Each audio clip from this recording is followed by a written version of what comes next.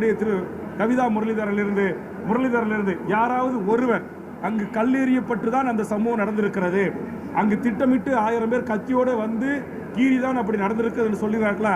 ஆனால் விஜயனுடைய ரசிகர்கள் இன்னமும் விஜயை நாங்கள் ஆதரிக்கிறோம் என்கிற போர்வையில் அங்கு கத்தி எடுத்துட்டு வந்து வச்சு வெட்டினாங்க, கீறினாங்க, துண்டை கழுத்தில் போட்டு முறுக்கி கொன்னாங்க, மயக்கம் போட்டு தூக்கிட்டு போய் ஆம்புலன்ஸில் போடும்போது அங்கிருந்த செவிலியர்கள் டாக்டர்கள் ஊசி போட்டு கொண்டாங்க எல்லாம் விஜய் ரசிகர்கள் யூடியூப்ல பேசுறது, தங்களுடைய முகநூலில் பதிவிடுறது எல்லாம் ஒரு அறிவிலித்தனமான நடவடிக்கை.